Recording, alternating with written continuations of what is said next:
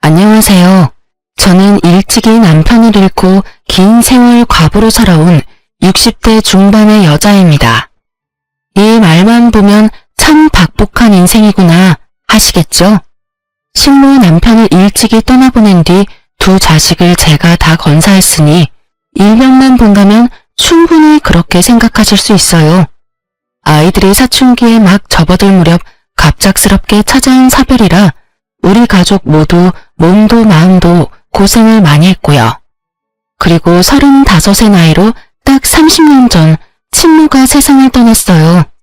이 얘기만으로도 많은 사람은 저를 가엾다는 눈빛으로 바라보곤 하죠. 하지만 지금 당당히 말할 수 있는 건 제 삶은 박복하다는 표현과는 맞지 않다는 거예요. 부모는 숨이 닿을 때까지, 아니 어쩌면 숨이 닿은 후에도 늘 자식을 염려하고 마음에 품듯 저의 친모는 그 어린 제게 모든 재산을 남겨주셨어요.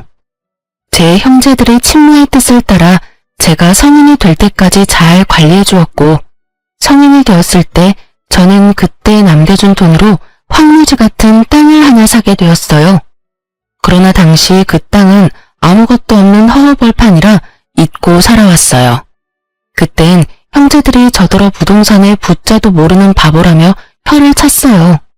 그런데 어느 순간 개발지역이 되어 어마어마한 값어치가 생겼죠. 거기다 제가 남편이 세상을 떠났을 당시 나왔던 그의 목숨값을 꼭 쥐고 있었던 터라 경제적으로 고난이라고 여길 만큼 힘든 경험은 덜었어요. 물론 그 시대에 여자 혼자 아이 둘을 키우기란 너무도 어려웠어요. 막중한 책임감 때문에 정신적으로 큰 부담을 안아야 했고, 일을 하면서 혼자 아이들을 케어하며 고군분투했거든요. 하지만 감사하게도 큰일 없이 절 덜 고생시키며 잘 자라주었고, 대학생이 되어서는 누가 시키지 않아도 자기 앞가림을 알아서 해주었어요. 얼마나 대단한지. 대학생활 내내 장학금을 놓치지 않은 것은 물론 첫째인 아들은 수석, 둘째인 딸은 차석으로 졸업까지 했을 정도로요. 그런 아이들이니 결혼하겠다는 말이 어찌나 서운했는지 모릅니다. 제 딸이 먼저 시집을 가고 아들은 그 후로 몇 년 있다가 장가를 갔어요. 비록 딸의 결혼을 반대한 적이 있긴 하지만 결혼 후에는 사위와 저 사이가 너무 좋았어요. 사위 사랑은 장모라는 말이 딱 저와 사위를 보고 하는 말 같았죠. 그래서 제 아들이 결혼할 때 사위만큼이나 며느리와 잘 지낼 수 있을 거라 생각했어요. 딸 같은 며느리 관계가 될 수 있을 거라 자신했거든요. 아가, 이제 우리 가족이 될 사이니까 내가 널 편히 대해도 되겠니? 우리 딸처럼 너도 가슴으로 낳은 내 딸이다 여기며 지내고 싶어. 그럼 저야 너무 감사하죠.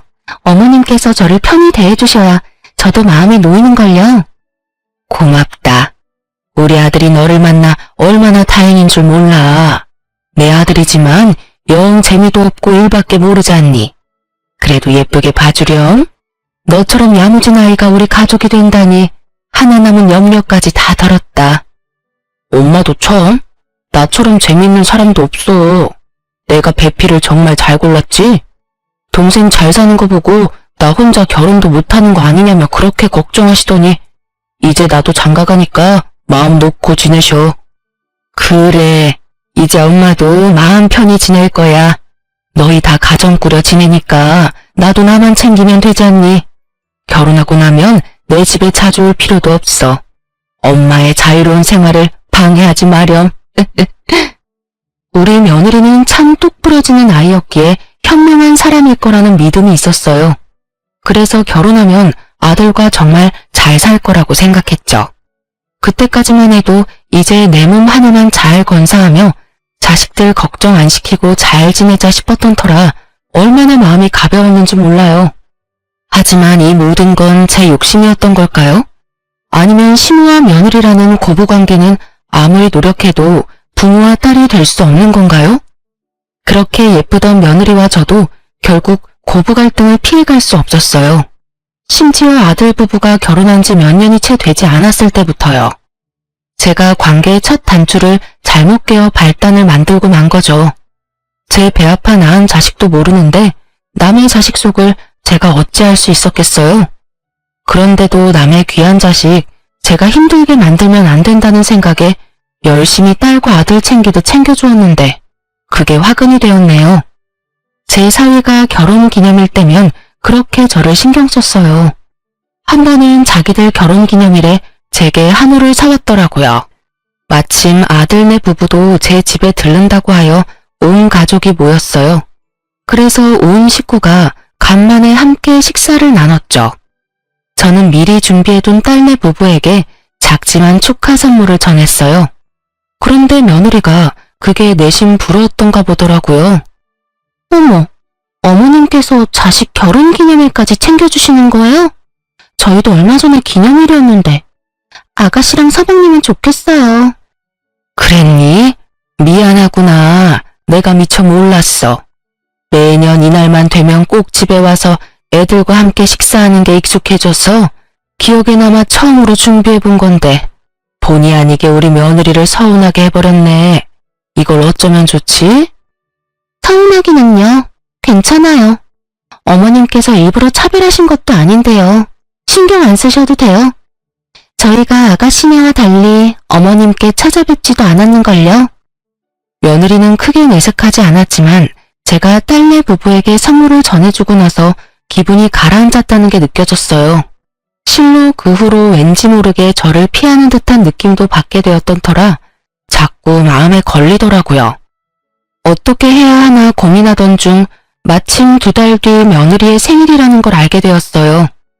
그래서 며느리의 생일 선물 챙겨줘야겠다고 생각했죠. 조금은 덜 수 있지 않을까 싶었거든요. 그렇게 고심 끝에 고른 며느리의 선물을 전해주기 위해 생일 하루 전날 며느리에게 연락해 집 근처 커피숍에서 만나자고 했어요. 며느리는 갑작스러운 부름에 처음엔 놀란 듯 했지만 생일 선물을 받고는 화색이 돌더라고요. 하지만 그 자리에서 풀어본 선물을 보고는 표정을 확 구겼어요. 인상을 잔뜩 쓴 채 저를 쳐다보며 하는 말이 정말 기가 찼습니다. 어머님, 설마 어머님이 쓰시던 걸 포장만 해서 절 주신 건 아니죠? 그게 무슨 소리니? 누가 생일 선물로 쓰던 걸 준다는 거야? 내가 직접 가서 고르고 포장까지 부탁해 구매한 건데 무슨 문제 있니? 어머님, 이거 작년 시즌에 나온 팔찌잖아요. 선물이라면서 유행 다 지난 걸 주시면 어떻게 해요? 어? 내가 워낙 액세서리를 잘 안 해서 말이야. 직원이 추천해주는 것 중 내게 가장 잘 어울릴 것 같은 걸 골랐는데 팔찌에도 유행이 있는 줄은 몰랐구나. 그리고 저 이미 이 팔찌는 있는 거예요. 똑같은 걸 2개나 가지고 뭐 하나요? 어머님께서는 센스가 부족한 편이신가 봐요. 이러면 챙겨주고도 좋은 소리는 못 들으실 텐데요. 예, 너 무슨 말을 그렇게 하니? 참 의외의 모습을 오늘 보여주네. 네가 그 팔찌가 있는지 없는지 내가 어떻게 알겠어. 그리고 아무리 그래도 그렇지 사람 성의를 이런 식으로 표현하는 게 맞니? 제 엄마였으면 이렇게 돌려 말하지도 않죠. 딸처럼 여기신다고 했으니까 저도 조금은 솔직히 말씀드릴게요. 이 팔찌값만큼 돈으로 주시고 이거 환불해주세요. 뭐야? 돈으로 달라는 말은 도대체 왜 하는 거니? 선물이 마음에 안 든다고 시어미한테 지금 이렇게 말을 하는 게 맞는 거야? 참 황당해서 말도 안 나오네. 저는 잘 이해가 안 되네요. 제 생일을 축하해주기 위해 주신 선물이 마음에 안 들고 어머님께서는 액세서리 보는 안목은 없는 것 같으니까 그냥 그 값만큼 돈으로 주면 제가 알아서 유용하게 쓰겠다는데 뭐가 문제인가요? 가족이니까 터놓고 편하게 말하는 것뿐인데요. 예, 그냥 선물 안 준 걸로 하자. 그렇게 안 받는데 어떻게 단둘이 있다고 곧바로 이런 모습을 보여? 돈이고 팔찌고 지금 상황에선 아무것도 내게 해주고 싶지가 않아. 사람 마음을 이런 식으로 무시하는데 내가 왜 네가 말하는 것처럼 하겠니? 시간 내서 나오느라 고생했으니 마저 차나 마시고 가렴. 저는 며느리의 뻔뻔한 말투에 화가 치밀었어요. 째째한 사람이 되더라도 챙겨주고 싶지가 않아지더라고요. 아무리 마음에 들지 않더라도 이게 맞는 건가요? 하지만 며느리는 제가 선물 안 준 셈 치자고 하니 저더러 쫑팽이라며 선물도 받는 사람이 기뻐야 하는 것 아니냐며 따박따박 말대꾸를 하는데 정말 한 대 쥐어받고 싶은 심정이었어요. 그런데 결국 제 마음을 괴롭히는 말을 며느리가 하더라고요. 막말로 아가씨한테 하는 선물이면 신상이 뭐냐고 먼저 물어보지 않았겠어요? 참, 재산 좀 있다고 며느리한테 함부로 하는 거야 뭐야? 뭐야? 내가 언제 내게 함부로 했다는 거니? 너는 어른 앞에서 말 가려할 줄도 모르니? 좀 전에도 그렇게 네 생각이며 감정이며 다 드러내면서 말하더니 너야말로 날 무시하는 거야? 한 번만 더 내 앞에서 지금처럼 언행을 일삼으면 그땐 정말 가만 안 둘 줄 알아. 저는 너무 기분 나빠 참지 못하고 며느리를 나무랐고 그 뒤로 며느리와 제 사이는 정같지 않았어요. 그런데 참 웃긴 게 며느리는 가족들 앞에서는 아무 일도 없었던 듯 저를 살갑게 대했어요. 저 역시 가족들 앞에선 구태여 내색하지 않았고요. 하지만 저와 며느리 단둘이 남기라도 하면 말 한마디 오가지 못했어요. 아니, 제 말이라면 들은 척도 하지 않았다는 게 더 맞는 표현이겠죠. 마치 제가 없는 사람인 듯 저와 눈을 맞추지도 제 말에 대꾸도 하지 않았거든요. 그렇게 지내오기를 수개월. 어느 순간부터는 며느리가 우리 집에도 잘 오려고 하지 않았어요. 그러던 어느 날이었어요. 제가 일을 하다 다쳐서 열흘 정도 간병이 필요했던 적이 있었죠. 그때 딸이 참 고생을 많이 했고요. 딸아이가 일까지 쉬면서 제 수발을 다 들어주었거든요. 그런데 하루는 딸이 급히 회사에서 연락받아 들어가 봐야 하는 일이 생겼어요. 아들에게 부탁했지만 설상가상으로 아들이 출장에 잡혀있던 터라 지방에 가 있어서 제 간병을 해줄 수 없다는 거예요. 하는 수 없이 아들은 며느리에게 부탁했고 가족들은 저와 며느리 관계가 나쁜 줄 모르니 거절도 못하고 저를 간병하러 아들을 대신해 왔던 겁니다. 며느리는 우리 집에 들어서는 순간부터 오만 짜증을 부렸어요. 그럼에도 나를 챙겨주러 온 며느리에게 고맙고 미안하다 말했죠. 하지만 그런 제게 며느리는 그런 인사말이 다 무슨 의미냐더군요. 그리고 며느리는 제 간병도 하는 둥 마는 둥 했어요. 거기다 밥상을 차려왔는데 냉장고에 딸이 해둔 국이며 반찬이 많은데 김치에 김에 밥만 덩그러니 차려오더라고요. 그래도 나 때문에 고생한다는 마음에 며느리에게 아무 말 하지 않았어요. 그런 저임에도 결국 며느리에게 소리치는 일이 생기고 말았네요. 제가 식사를 마치고 화장실에 가고 싶어 부축을 부탁했어요. 며느리는 인상을 딱 쓴 채 저를 부축하는데 제가 들으라는 듯 혼잣말을 하는 거예요. 간만에 쉬는 날인데 이게 무슨 시간 낭비인지 원. 돈이 없는 것도 아닌데 간병인을 쓰지. 가족들 고생을 혼자 다 시키네. 너 지금 뭐라고 했어? 지금 나더러 들으라고 귓가에 대고 그따위 말을 한 거야? 아, 왜 괜히 큰 소리 치고 그러세요. 귀청 떨어지는 줄 알았네. 제가 무슨 틀린 말을 한 것도 아닌데 왜 역정을 내고 그래요? 정말 너 못 쓰겠구나. 그래, 내가 아파서 내게 몇 없는 쉬는 날 고생시켜 유감이다. 나도 네가 그 말을 하기 전까진 미안함이 가득이었는데 되려 그렇게 툭 까놓고 말해주니 내게 이렇게 큰 소리도 칠 수 있고 아주 고맙다. 아, 진짜 와서 고생하는 사람한테 왜 이러는 거야? 어머님, 지금 저 없으면 어머님 수발 들어줄 사람 없어요. 이럴 땐 들어도 못 들은 척 잠자코 계시는 거라고요. 뭐? 네 도움 필요 없다. 돌아가. 너처럼 싹퉁머리 없는 애랑 조금만 더 붙어있다간 속에서 천불이 날 지경이니까 그만 가. 어디서 이런 못도 처먹은 것이 들어와서는 사람 속을 매번 이리도 뒤집어대. 흥, 가라고 하면 누가 못 갈 줄 알아요? 다치더니 제정신이 아니네. 노망이 나도 단단히 났어. 어디 어머님 혼자 간병 잘해보시던가요 그럼. 저는 결국 며느리에게 나가라고 소리쳤고 며느리는 그런 제 말에 이때다 싶었는지 횡하니 집을 나가버리고 말았어요. 그날 저의 몰골은 정말 말도 아니었어요. 딸아이가 퇴근하고 돌아와서는 제 꼴을 보고 기양을 했더라니까요. 새언니는 어디 갔느냐며 단단히 화가 났던 딸을 달래느라 진을 뺐어요. 결국 딸과 아들 모두 그날 처음으로 며느리의 민낯을 알게 되었어요. 그 후로 한참 동안 며느리의 얼굴도 못 봤어요. 제가 나중에 연락을 해봤지만 전혀 받지 않았죠. 명절 때마저도 집에는 들러보지도 않았고요. 저는 도대체 내가 뭘 그리도 잘못한 거냐며 자식들에게 물었어요. 아들 말로는 제가 며느리를 너무 들들 볶아 힘들다고 했다며 앞으로는 명절도 각자 집으로 가자고 말이 나왔대요. 그 말을 들은 뒤 저도 며느리는 없는 가족인 셈 치며 지냈어요. 계속 연락해 정말 며느리가 제게 복귀게 만들고 싶지도 않았고 제게 느낀 작은 서운함을 시작으로 저와의 관계를 이렇게까지 악화시킨 며느리가 저 역시 너무 미웠거든요. 그렇게 며느리의 목소리 한 번을 듣지 못한 채 지내기를 2년 반. 검진을 갔다가 유방암 진단을 받게 되었습니다. 참 암이라는 소식만으로도 마음이 너무도 심란하더라고요. 자식들에게 이 사실을 어떻게 알려야 하나 참 고민이 많았어요. 하지만 제가 숨긴다고 숨겨질 문제는 아니니 딸과 아들에게 털어놓았어요. 자식들이 저보다 더 씩씩하더군요. 완치율이 높은 편이니 너무 염려 말고 수술 잘 받는 것에만 집중하라며 저를 위로해주는데 신기하게도 마음이 놓였어요.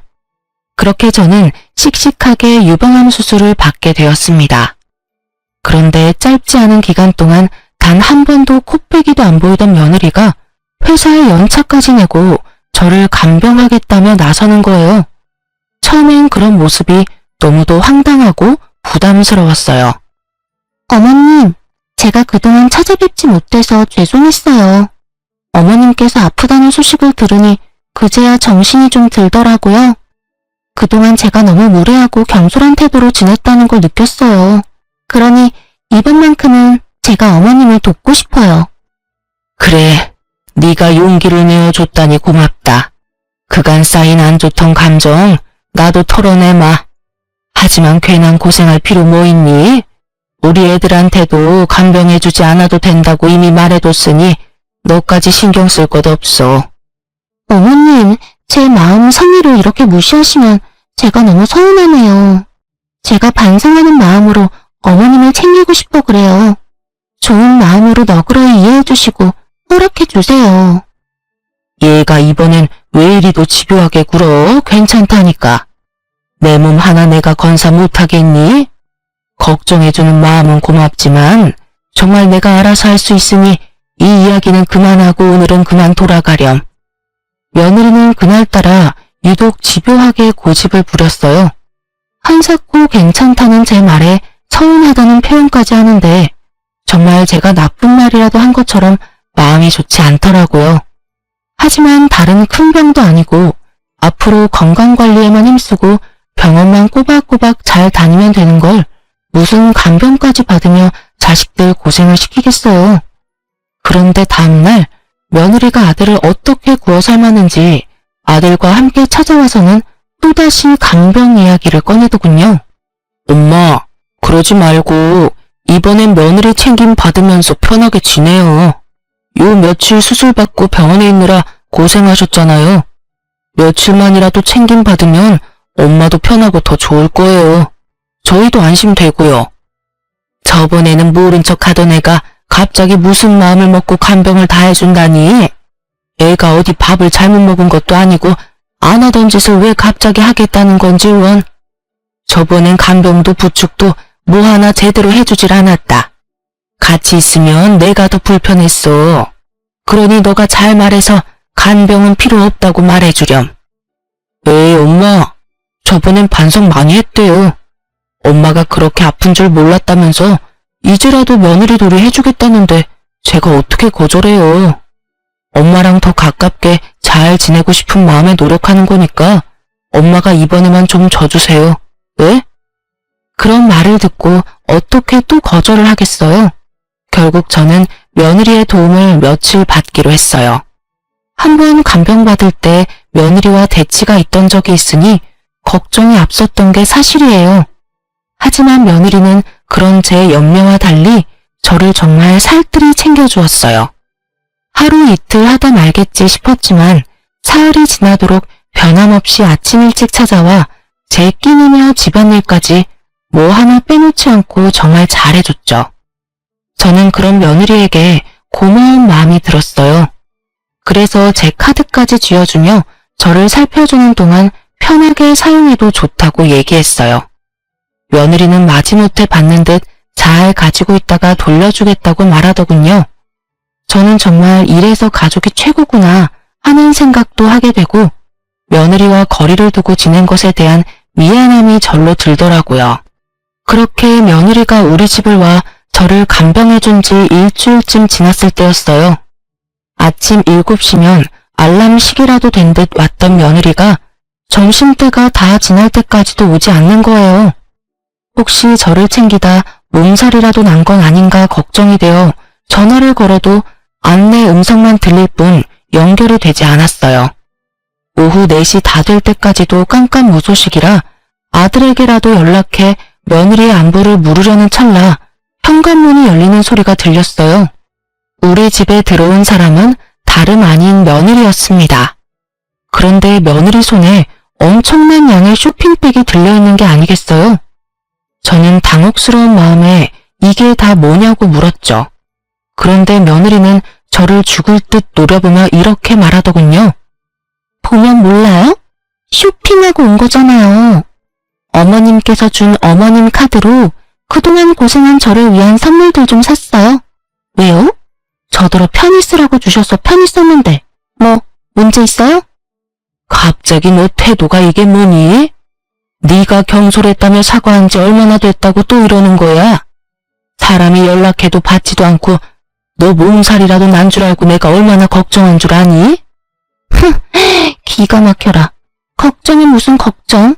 집안일 해줄 사람 없어서 그런 거 누가 모를 줄 알아요? 어머님은 멀쩡한 몸으로 제 챙김받느라 아주 좋으셨겠어요. 암이라는 소식에 나섰던 내가 정신 나간 인간이지. 내가 그렇게 필요 없대도 네가 하겠다고 나서놓고 이제와 한다는 말이 뭐? 너 이렇게 내 뒤통수나 치자고 간병하겠다고 나섰던 거야? 그런 거니? 뭐 이런 게 다 있어? 누가 네 도움이 필요하다고 했니? 코빼기도 안 보이며 지내다 갑자기 찾아와서 살갑게 굴더니 이제와 이러는 이유가 뭐야? 내가 도대체 뭘 어쨌다고 날 이렇게 괴롭혀대? 너무 속상하고 화나는 마음에 저는 며느리에게 윽박을 질렀어요. 그러자 며느리가 이죽거리는 표정을 잠깐 짓더니 양손에 가득 들고 있던 쇼핑백을 저를 향해 마구잡이로 집어던지며 막말을 퍼부어댔어요. 내가 진짜 마음에서 우러나와 당신을 챙기겠다고 한 줄 알아? 암이라며? 암이라면서 왜 하필 걸려도 그런 하찮은 암에 걸려서 지독하게 살아대는 건데? 내가 일주일 동안 생고생을 한 이유가 뭔데? 이제 와서 뭐? 유방암? 암이라길래 투병하다 저 세상 가겠구나 하고 당신 챙기는 척 좀 하면 재산이나 많이 떼주겠거니 했더니 이건 뭐 나만 멍청한 짓 한 거지. 너 지금 뭐라고 짓거리는 거야? 설마 내가 암에 걸려 죽길 바라고 내 재산 때문에 나를 간병하겠다고 나섰다는 말인 거니? 어? 대답해봐 이 못된 거사. 그럼 그 쇼핑백은 다 뭔데? 그건 다 뭐냐고? 늙어서 이해력도 딸리는 거야? 똑같은 말을 또 읊어줘야 알아먹는 거냐고. 이 쇼핑백이 뭐긴 뭐야? 당신이 지독기도 살아서 저 세상 갈 날이 미뤄졌으니 재산 받을 일도 없을 거 아냐. 그러니까 이렇게라도 회포 풀고 당신 돈이라도 펑펑 쏘대면서 보상이라도 받아야 할 것 아냐. 그날 저는 처음으로 며느리의 머리채를 잡으며 고함을 질렀습니다. 며느리도 제 머리채를 잡았고 몸싸움을 벌이면서도 며느리의 고성은 끊이질 않았어요. 제게 죽으라고 고사까지 지냈는데 이렇게 수술 한 번으로 멀쩡해지는 법이 어디 있냐고 소리치는데 그 말을 듣는 순간 등골이 서늘해지더군요. 저는 그게 다 무슨 말이냐고 따져 물었고 며느리는 정신 나간 사람처럼 웃어대며 말하는데 섬뜩하기까지 했어요. 내가 당신이 암이라는 소식을 듣게 된 날부터 그렇게 당신이 죽기를 고대하고 있었다고. 당신이 가지고 있는 재산을 다 내 걸로 만들 계획을 세웠다는 말이지. 당신이 이렇게 멀쩡한 탓에 다 물거품이 되어버렸고 말이야. 이 정신 나간 것이 네가 그러고도 사람이야? 사람이냐고? 이 소름 끼치는 거사. 어떻게 사람의 죽음을, 그것도 가족의 죽음을 기다릴 수 있어? 당신이 암이라는 사실을 당신 아들이 뭐 그리 중대한 문제라도 되는 것처럼 말을 해서 이 사단이 난 거 아니야. 고치기 힘든 암이라도 걸린 줄 알고 얼마나 많은 계획을 세웠는데. 제가 아들과 딸에게 암 소식을 전할 때 다른 가족에겐 말하지 말아달라 부탁했었어요. 그런데 며느리가 그때 제가 아들과 통화했던 내용을 듣게 된 거였어요. 며느리가 간병하겠다 나선 것도 제가 암이라는 사실을 알게 돼서 제가 얼마나 안 좋은지 직접 확인하기 위한 수작이었던 거죠. 어쩐지 제가 좀 건강이 안 좋다고만 알고 있을 텐데 간병을 하겠다며 고집을 부렸던 게 이상하다 했는데 그 의문이 이제야 풀리게 된 거예요. 며느리는 제 곁에서 제 상태가 너무 양호하다고 느껴 의아하게 생각하고 알아보다 나중에야 제가 유방암 2기였고 전이된 것이 없다는 사실을 명확히 알게 되었더군요. 자기의 바람대로 제가 시름시름 앓다 죽는 병이 아니었다는 걸 알게 된 며느리는 자기의 계획이 어그러졌다는 사실에 분노했어요. 그래서 이런 상황까지 치닫게 된 거더라고요. 며느리는 제 재산을 못 받는다면 카드를 쥐어준 이 기회에 제 돈이라도 흥청망청 쓰겠다는 심보로 백화점까지 가서 제 카드를 마구 사용했던 겁니다. 저는 이 모든 사실을 알고 며느리에게 사람도 아니라며 난리를 쳤어요. 그런데 며느리도 질세라 제게 또다시 고함을 쳐대며 되바라지게 굴었어요. 너 같은 건 사람도 아니야. 알아? 어디서 이런 몹쓸 것이 우리 집안에 굴러들어왔어? 도대체 뭘 어떻게 하면 그런 저급한 생각을 할 수 있느냔 말이야. 건강이 아주 좋아 힘이 남아 도나 보네. 얼마나 정정하면 노친내가 이렇게 팔팔하게 귀청 떨어지게 소리를 질러대. 암이라는 것도 사실 자식들 속 뒤집으려고 수작질 부린 거 아니야? 이게 수술까지 받은 사람의 컨디션이 맞느냐고. 진정한 악질은 내가 아닌 당신이야. 너 원래 이런 아이였던 거니? 결혼 전 내가 알던 너라는 아이는 다 거짓인 거야? 어떻게 사람의 목숨을 가지고 그런 생각까지 해? 도대체 어떻게 하면 그런 말도 안 되는 소리를 아무렇지 않게 할 수 있느냔 말이야? 당신의 돈이 날 이렇게 만든 거야. 그게 아니라면 어떻게 내가 이럴 수 있겠어? 안 그래? 나를 잠재우고 싶어? 예전의 나를 원해? 그렇다면 당신 재산 나한테 상속해. 그럼 당신이 원하는 가면 다시 써줄게. 그것도 평생. 이날 저는 며느리의 본 모습을 온 가족에게 알려야겠다고 생각했어요. 정확히 말하면 제게만 이러는 며느리의 태도와 이런 불순한 마음을 가진 사람이라는 사실을 숨길 수 없었어요. 그래서 저는 무작정 핸드폰을 집어들어 아들에게 연락하려 했어요. 그런데 이 과정도 호락호락하진 않았습니다. 며느리가 살기 가득한 눈을 하고서 제가 원하는 대로 되게 할 줄 아냐며 달려들었어요. 제가 자식들에게 연락을 못하게 하려고 안달이 나서는 제 핸드폰까지 빼앗아 집어던지는 행동까지 하면서 말이에요. 며느리가 집어던진 제 핸드폰은 거울로 향해 날아갔고 거울이 깨지면서 파편이 사방에 튀고 난리도 아니었어요. 참 다행이었던 것은 제 아들이 그날 일이 일찍 끝나게 되어 저도 살펴볼 겸 며느리가 오후라도 편히 쉬게 해주기 위해 퇴근 후 제 집으로 곧장 왔던 겁니다. 아들은 복도까지 새어나가는 큰 소리를 듣고는 처음에는 집을 잘못 찾아왔나 싶어 주춤하던 차에 거울 깨지는 소리를 듣고 놀란 마음에 급히 현관을 열고 들어왔어요. 때마침 며느리는 제게 개수작을 부리려고 한다며 제 뺨을 내리쳤고 이 모습을 아들이 전부 보게 되고 말았어요. 그런데 정말 소름이 돋는 건 그 후 며느리의 태도입니다. 무슨 말이냐고요? 며느리는 아들의 등장을 뒤늦게 알고는 귀신같이 자신의 본 모습을 감췄어요.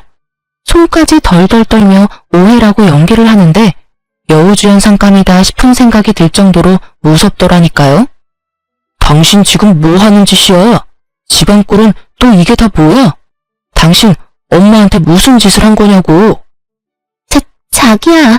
지금 당신이 본 모습은 오해야. 내가 어머님께 무슨 짓을 한 게 아니야. 믿어줘. 정말이야. 지금 그 말을 나더러 믿으라고? 네가 우리 엄마 얼굴에 손대는 모습을 내 돈으로 받는데 장난해? 그럴 만한 이유가 있었어. 내가 오늘 어머님께 말씀드리고 좀 늦게 왔는데 그게 마음에 안 드셨는지 핸드폰까지 집어던지면서 화를 내시더니 자기가 웃음내면서 내 머리채까지 잡고는 분노하셨어. 그러더니 갑자기 자기 뺨을 때리라며 무섭게 윽박 지르셨어. 그래서 하는 수 없이 어머님이 시키는 대로 했을 뿐이야. 정말이야. 지금 장난해? 그 말을 믿으라고 하는 말이야? 우리 엄마가 정신이 어떻게 되지 않고서야 당신한테 그럴 리가 없잖아. 정말이야. 내게만 유독 이러시니 그동안도 시댁에 거름하지 않았던 거란 말이야. 어머님, 제가 죄송해요. 내일부턴 늦지 않을게요. 저는 어머님이랑 가족들에게 선물을 주고 싶은 마음에 늦을 것 같다고 말씀드리고 다녀왔을 뿐인데 이렇게 어머님께서 화내실 줄은 꿈에도 몰랐어요. 저는 그런 며느리의 모습에 다리에 힘이 풀려 그대로 바닥에 주저앉고 말았어요. 이리도 무서운 사람인 걸 알지 못했던 과거가 이런 상황까지 와버린 현재가 너무 싫더라고요. 아들은 그런 제 모습에 한 걸음에 달려와 저를 부축했어요. 저는 크게 심호흡을 한 뒤 며느리에게 한 발 가까이 다가가 그대로 며느리의 뺨을 내리쳤습니다. 며느리는 사시나무 떨듯 겁에 질린 표정을 하며 자기의 뺨을 감싸더군요. 저는 그런 며느리의 모습을 무시한 채 아들에게 말했어요.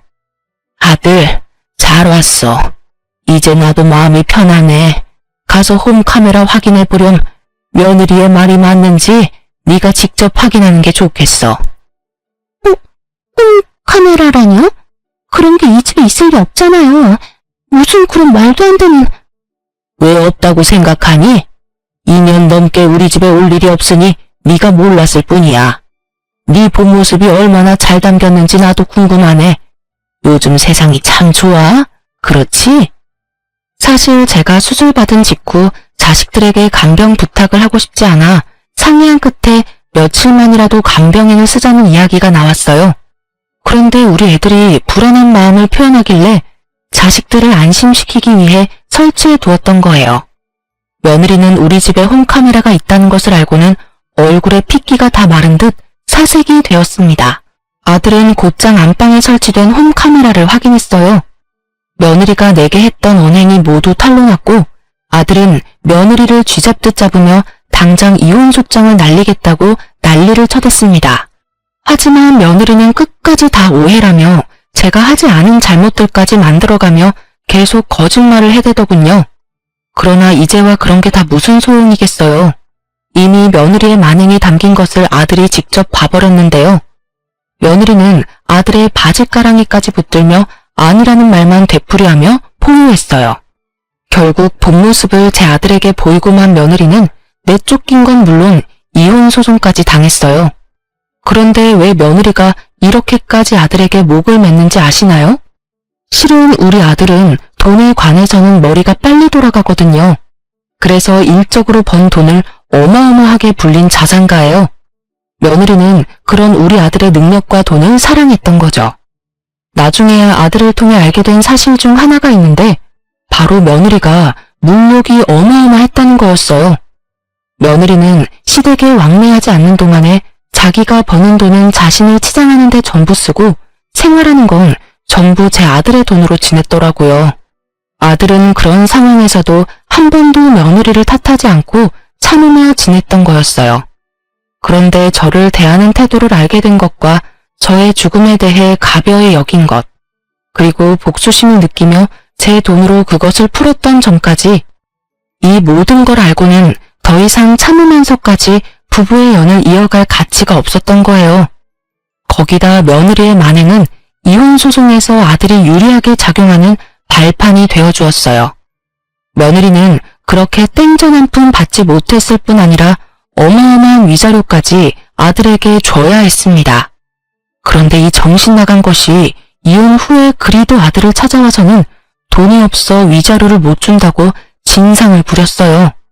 재산 한 푼 못 받은 것도 억울한데 무슨 위자료냐며 돈도 많으면서 욕심내지 말고 위자료는 받은 셈 치라고요. 아들이 이혼 후 제 집에 들어와 함께 지냈는데 저희 집까지 찾아와서는 아들을 그렇게 볶아대더라고요.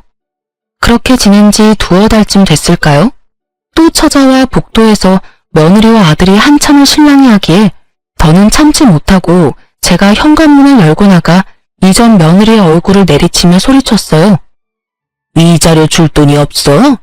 네가 내 아들과 살면서 사댄 명품들만 팔아도 돈 몇천 구하는 건 일도 아니라는 거 여기서 모르는 사람이 어디 있다고 뻔뻔하게 수작을 부려? 이혼한 마당에 이제 내 시모도 아니면서 참견질하지 마요. 우리 일이니까 빠지라고요. 명품을 팔든 말든 다 내 마음이야. 당신이 뭔데 나한테 이래라 저래라야? 당신만 아니었어도 여전히 내 삶은 내가 원하는 대로 굴러갔을 거야. 이게 다 당신 때문이란 말이야. 당신 그만 안 해? 이런 상황까지 온 건 다 당신 때문이야. 당신의 모든 게 이렇게 만든 거라고. 그러니 탓을 하려거든 너를 탓해. 그게 무슨 소리야?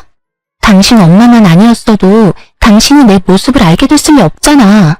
그러면 당신은 아무것도 모른 채로 지금껏 결혼 생활을 유지해왔을 텐데 그게 어떻게 나 때문이야? 넌 지겹지도 않니? 제발 우리 좀 그만 괴롭혀. 네가 누굴 탓하든 그건 네 자유지만 돈돈거리며 찾아오는 짓 그만 집어치워. 내 아들 덕에 사모은 명품들이 뭐라고 지금껏 정신 못 차리고 욕심만 부려대. 이전 며느리는 날 노려보며 말하는 것도 모자라 다 나 때문에 이런 사달이 났다며 한 번만 더 이래라 저래라 하면 가만두지 않겠다면서 눈이 뒤집혀서는 고성을 질러댔어요. 아들은 그런 이전 며느리에게 위자료 줄 돈 없다고 한 번만 더 잡아떼며 찾아오면 또다시 법정에서 마주할 줄 알라며 한 푼어치도 다 받아낼 테니 그런 줄 알라고 딱 잘랐어요. 그러자 이전 며느리는 내 아들의 바짓가랑이를 잡고는 함께 살아온 정을 운운하며 눈물 바람까지 하더라고요.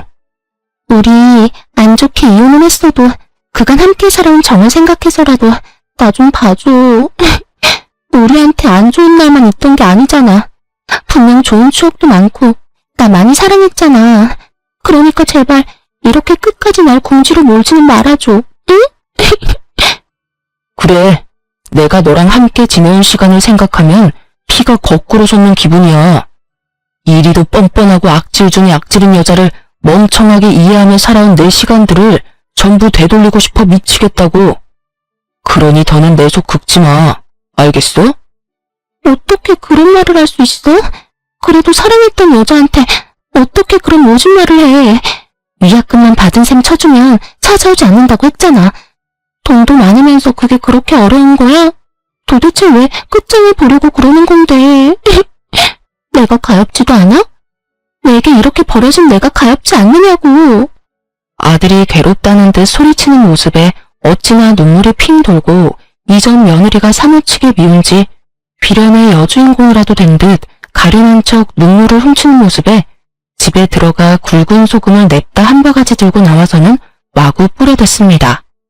썩 꺼져, 이 버러지만도 못한 거사. 내 자식 앞에서 그리고 내 앞에서 당장 사라지란 말이야. 이 악마보다도 더 악마 같은 거사. 내 눈에 흙이 들어와도 내게 베풀 아량은 없으니 그만 돌아가. 애수 없는 것. 이 인간이 진짜 미쳤나? 이게 뭐 하는 짓이야? 짜증나. 일 때 못 낄 때 분간도 못하는 놓친내가?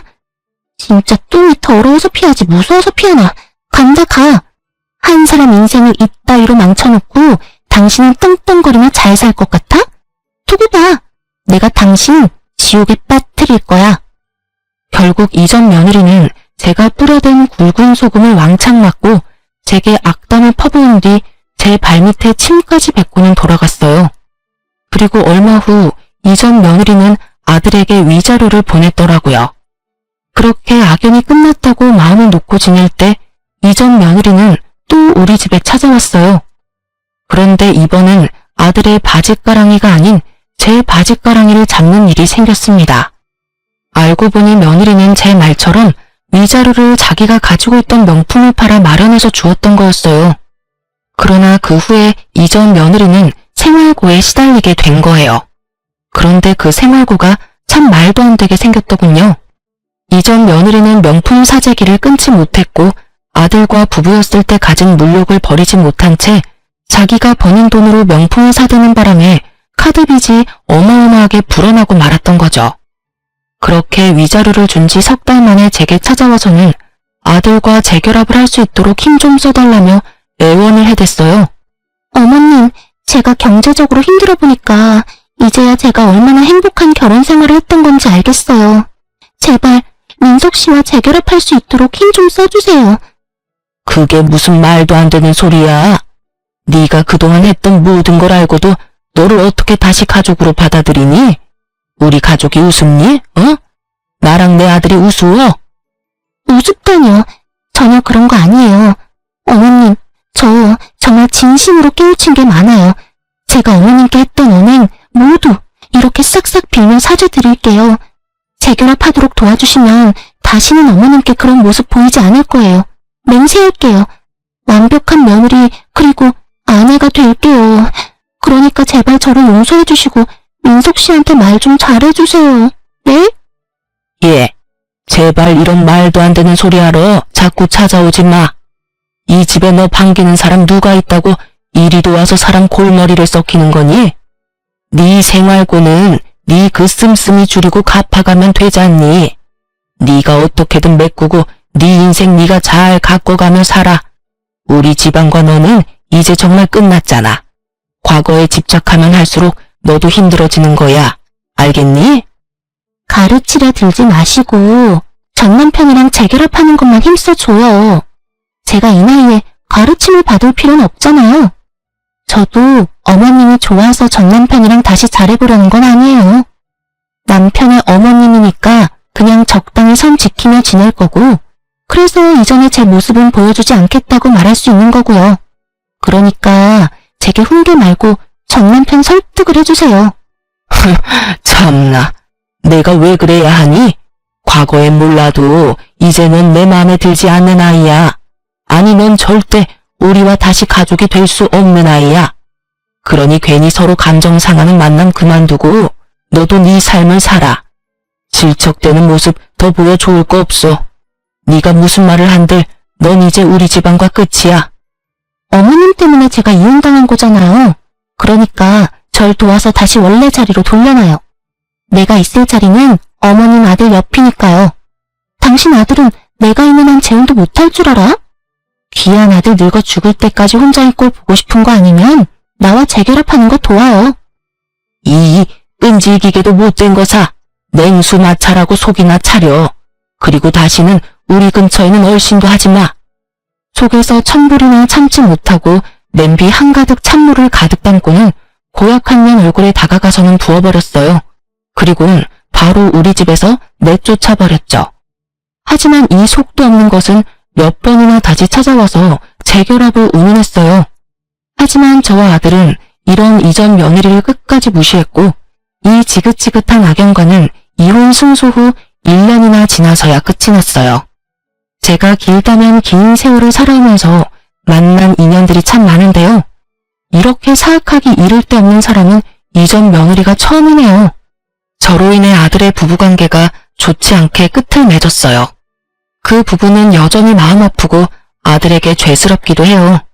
그래도 다행인 것은 아들이 이전 며느리와의 관계를 정리한 후 서서히 얼굴이 폈다는 점이랍니다.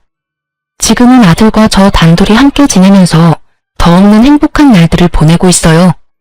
아들도 지금의 생활이 훨씬 가벼운 마음이라고 말해주네요. 아들이나 저나 이전 며느리와는 악연이었나 봅니다. 아들과 별개로 저 역시 며느리와 더는 엮일 필요 없다는 사실이 제 숨통을 틔워주는 것 같아 좋기도 하면서 한편으론 씁쓸하기도 해요.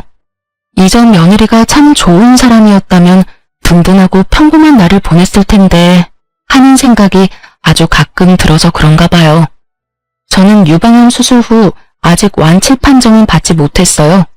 하지만 며느리를 마주하지 않은 뒤부터 제 건강이 무척 좋아졌답니다. 꾸준히 제 건강을 살피며 관리한다면 곧 완치 판정을 받을 것 같다는 희망이 들 정도로요. 이전 며느리의 소식은 그 후에 딱 한 번 들은 적이 있어요. 1년이 넘도록 물욕을 버리지 못해 결국 사채까지 썼다고 하더라고요. 그 돈을 갚지 못해 아들에게 도와달라며 연락을 해온 적이 있어 알게 되었어요. 그때 아들이 이전 며느리의 연락처를 차단해 그 뒤로는 소식이 끊겼고요. 이런 일을 경험하고 보니 며느리와 꼭 맞는 말은 흥망성쇠가 아닐까 싶어요. 제 아들과 잘 지내던 때를 등지고 결국 결과적으로 망하게 되었으니 말이에요. 저는 이 일을 계기로 모든 일에는 부귀 빈천이 있음을 다시금 깨닫게 되었던 것 같아요. 앞으로는 우리 가족들과 함께 남은 생을 활짝 꽃피우며 향기로운 날로만 채워가고 싶어요. 흥망성쇠와 부귀 빈천이 물레바퀴 돌듯 한다는 말을 늘 생각하며 지금 저의 재산에 자만하지 않고 저라는 사람의 가치를 알고 늘 제 사람들을 잘 보살피고 베풀며 살아갈 거예요.